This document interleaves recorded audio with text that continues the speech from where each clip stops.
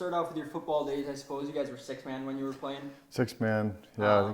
You won 2 titles there, beating West Yellowstone and Geraldine.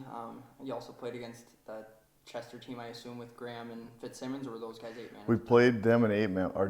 In JV, we played them in 8-man because we played an 8-man schedule for JV, and then because I think we had 24 kids on the roster in 6-man. So, but we played we played West Yellowstone and then beat Geraldine. Yeah. Okay. What do you remember from those days? Just playing the camaraderie of football, that kind of general thing. Football was actually always my favorite sport. I enjoyed 6-man was we get a hard time for playing 6-man. It was actually really fun to play. A lot of running, kind of like a track meet and football blend. But we had a lot of athletes through there. Blue Sky, KG, both. We would have liked to have played 8-man actually. We had a rivalry going with Chester. And even though they were really, really good and we probably wouldn't have beat them, it would have been fun to try. Yeah, and in basketball, you won a pair of titles there as well, beating Bridger, beating Chester, that Chester team with Fitzsimmons and Graham and Klein Saucer. You also played against Mike Chavez, who's one of the better players Montana's ever seen. Just those times when you were playing in the state tournaments, what are your fondest memories from those days? Well, when thinking back, it needs, I know some of these guys to this day, I stay in touch with them. And like Mike Chavez, for instance, he was at Hart Butte, and at that time, we did a little bit of scouting, but, we had a really good coach, but we didn't scout teams. I think actually after I got to college and watching film and video, we didn't do a lot of that. So we had heard Hart Butte had a good player. And then we actually saw him at divisionals, and he was really good. His name was Mike Chavez. Later, had a pretty good career himself. But we're lucky we saw him when he was a freshman, and we beat him we literally tipped a shot in at the buzzer, and that's how we beat them. We probably should have lost. Was it your tip in at the buzzer? Yeah, and my head coach at the Grizz was sitting under the basket, and I did not have a very good game, something mentally, and. The last play they called of the game, I actually passed. I told our coach I don't want the shot because I don't know what's going on. So my brother took the shot, and then I tipped his missed shot in. Chavez, being a freshman at the time, did he resemble a freshman by the way he played by any means? No, he was really good. We didn't really have much of an answer for him. We're lucky he was a freshman and he didn't take more. He was a team guy. Probably could have done more that year, but he was playing with a bunch of seniors, and so we were really fortunate to win that game. That was the first game of divisional, and then we played Belt. Belt had a really good team that year. Jake Larson and Heath Wall, and they were talented, and we beat them in the semis. And then Chester, who had beat us twice that year, they beat us in Chester and NKG by about 10 each game. We played them and beat them in overtime. Yeah, what was it like battling with those guys, regular season, tournaments, the state tournament? Well, it was actually even more than that. Although Jared Christianot and Fitzsimmons and Klein Saucer, we played baseball against each other growing up, football, JV, and we all went to camps together. So we knew them. They were only 30 miles away. We knew them well. So it was a rivalry. They were definitely a group of guys that I did not want to lose to in a state tourney game because they're friends of mine now, and I kind of like having a little bit of edge on them. You went to play collegiately at Montana at least for a year or two. What was the time like that you spent there? It was great. It was a intro to Division I basketball. I was out of my league. I was a multi-sport athlete, and at the University of Montana, you almost kind of need to be ready to play a certain position when you get there. And I wasn't, so the first year was a struggle trying to find my way around campus, trying to meet people, and then in basketball, I was definitely for a 2 position, which is what I was playing. I was behind, and so I had to. Larry Kostoyak was one of the coaches, and Pryor Orser, who's now at Colorado School of Mines, and they were both very brash about getting better, and so I was kind of forced to improve. And redshirt year was I didn't have much fun. It was a long year. I went home a lot, and I didn't like being there. And then this next year where I started to fit in better, and I kind of made some friends, and and enjoyed it. But at my second year there is when I left, after my second year, and it was a tough decision, but I just didn't see myself really making an impact there. I felt like I could have maybe been a role player at some point, but I missed playing at the end of games, and I missed having an impact on the game. And actually, Priorster, in a really blunt way, kind of told me, why are you in college playing basketball to sit on the bench? And he kind of was a big part of talking me into transferring, and just as a friend, not as a coach. So, and I have zero regrets. I'm glad I did it. It was a great move for me. It fit me better at Rocky. Smaller school, smaller atmosphere. Yeah. Coming from a Class C school, what was the jump in competition like? All of a sudden, you're playing Division I basketball. It was huge. I went to that big time basketball tournament in Vegas with a group from Montana. So I had seen that level, but not much. I mean, it was an intro to basketball. I felt like I'd never played before. My level versus what I was seeing, I felt like I was a beginner again. And then you made your way to Rocky, where you went to the national tournament a couple times. You were an All-American there. What are some of your greatest memories from playing at Rocky? We had through my whole career, back even to high school, and Rocky and University of Montana also, I just never had the game memories like I did at Rocky in high school. But we just really fortunate to play with really good guys. Spencer Allred transferred from the University of Montana the same year that I did. He was a good friend of mine, great guy, and so we had just a group of guys. Everybody liked each other, and we played well together. And my first year at Rocky, we were actually not very good at all. Spencer had gotten hurt, and our tallest player I think was 6'4". We entered the Frontier Conference tournament as a 6 seed, and then we beat the 3 seed, the 2 seed, and the 1 seed to win the championship to go to. So we got to the national tournament, and we didn't belong. We were 12-19, I think. Yeah, and so we were kind of the laughing stock there, and we had to play the number 1 team in the nation, and we held our own. We lost by I think 15 or 18, but we held our own. But they were pretty much all Division I transfers from Cincinnati and Kentucky, and yeah. How much of the success that you guys had in high school and as a team that you had individually on the courts throughout your career, how much of that stemmed from Charlie Robinson and just the coaching impact that he left on you guys?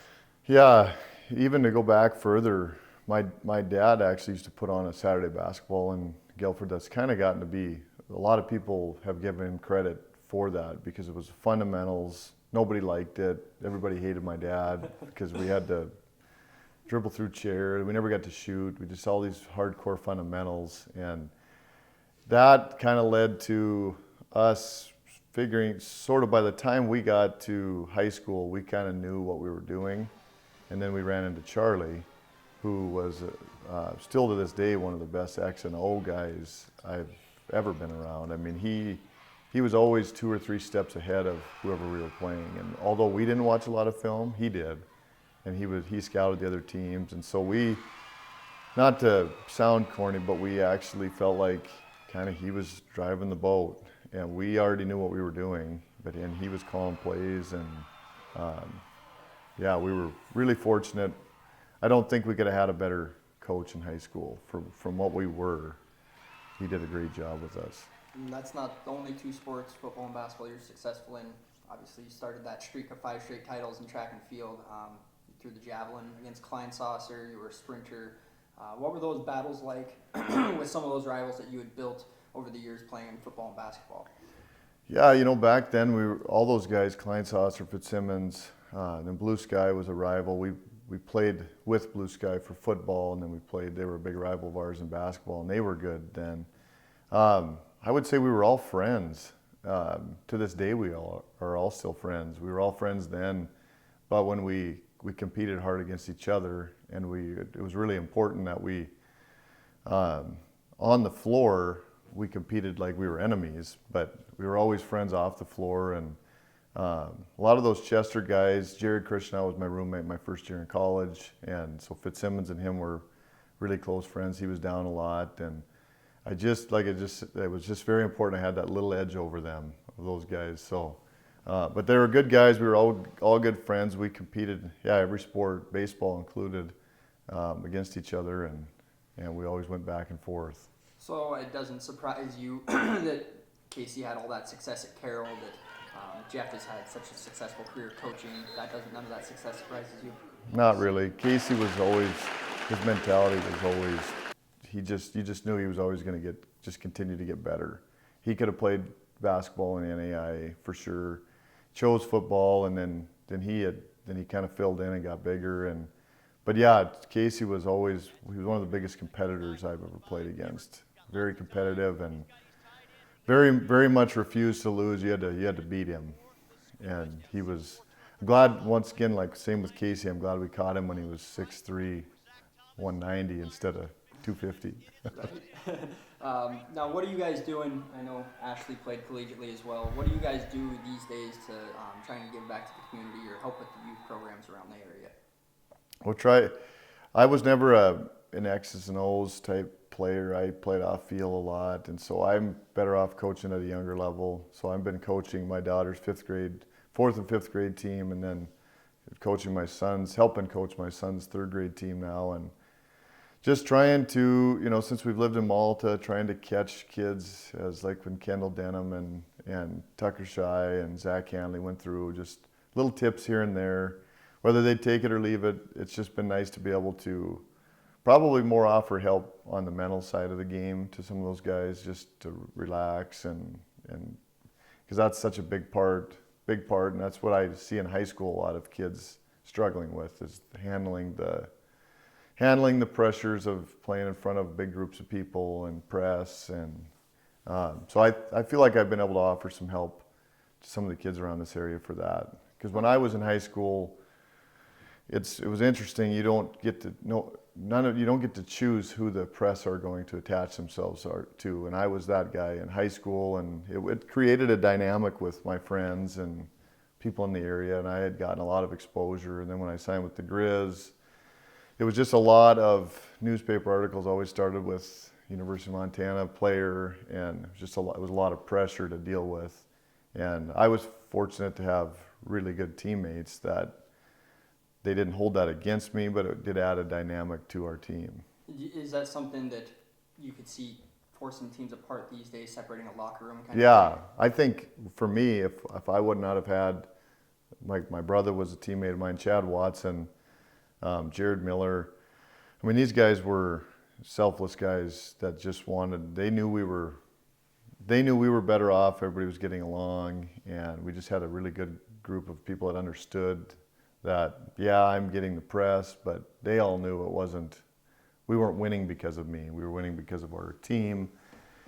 And I always tried to, any article any interview I gave, I always tried to say that, but people take you as being humble. And I actually always meant it, that team would box and won us, and then we'd win by 30 because our 4 were typically better than the other 4 the other team had. So. Yeah, you don't win a state championship with one guy, right?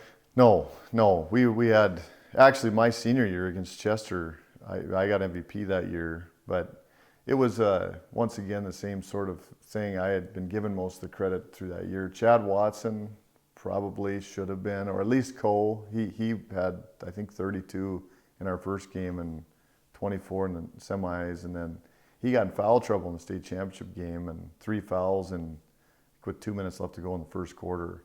And so then I started shooting well, and so it was the state championship game, big stage, and yeah. Now, since you moved back to Malta, 2008? Yep. What have you been up to here, just working wise? Well, we bought into a farm insurance agency here and been here since '08. It was a really good move for us. My wife is from Whitewater, north of here, about 30 miles. So we both were raised in small towns, and we wanted to raise our kids in a similar way that we were raised. And we loved Billings, but we don't really miss living in Billings. We enjoy being here. A lot of opportunities for the kids. We have a bunch of friends, our age group of people, that have also moved back to the area within, give or take, 5 years of when we moved. So that's been really nice. We've got a really good group of people in the area that sports is important, but we all understand it's not the most important, but there's a lot of emphasis put on sports and basketball. You've got a couple kids. What kind of knowledge and wisdom do you try to instill upon them, even though it might be a little early, but as they mature through the years? As far as I'm concerned, they don't think I know anything. No, I try to, just little things, you try to let them be kids. Everything started, this youth sports has started earlier than when I was around, and it's hard for both Ashley and I there's just a ton of emphasis put on these tournaments and playing early, and you kind of have to choose whether you're going to do it or not. It's all or nothing, and but we try to do other things outside of just basketball, and the kids are doing soccer and volleyball and everything we can get them into now, just to keep the emphasis off any one sport, just so they're active. These days, do you try and get those kids to not focus in one sport, and that you want them to be not sport specific? Yeah, I actually will be, for sure. That is one thing Ashley and I both will press more than anything, is the multi-sport. I think there was an article recently with the running back for Carolina Panthers, that McCaffrey. The emphasis on multi-sport, I just think mentally is why that's such a neat thing, because you can break up the monotony through the other sport with the next sport, and mentally you can keep your brain from just focusing on one thing all the time. And so I'm a huge proponent of multi-sport. That's what I was. My favorite sport was the sport I was playing. Football was my favorite sport during football. Then I don't know if track was ever my favorite. Javelin, but not running. But so I just think it was neat, because although when I got to Missoula, I was behind talent-wise, skill-wise I was behind. Mentally, it helped me make those decisions to eventually get to Rocky. And then at Rocky, I just felt like having the background in all the other sports, it certainly didn't hurt me. It had to have helped somewhere, just hard to figure out where. A lot of kids these days don't see playing time at the lower levels because coaches are trying to win rather than focusing on development of players. What's your take on that? How do you approach that? Yeah, I mean, I see that in this youth sports, which is it's hard to see, because I do think we're missing on that. I think it should be more about the not so much the fundamentals like my dad was. Times have changed a little. It's still really important, but kids will stop playing if there's not some level of fun. But I think we just have to really continue to work on skill work with the kids. Just skills versus winning and losing games in 5th grade. I just don't think, I feel like what we did in high school with state championships and stuff like that was an accomplishment, but you circle back to 5th and 6th grade, and what I thought were accomplishments then actually were just kind of helped get me ready for an actual accomplishment. Just stepping stones on the way. Yep. And I think if we put too much emphasis on accomplishments in 5th, 6th grade, then it might actually lead them to feel like they've already accomplished something, and maybe not leave more room for actual accomplishments later. So it's a constant balancing act, trying to get these kids ready.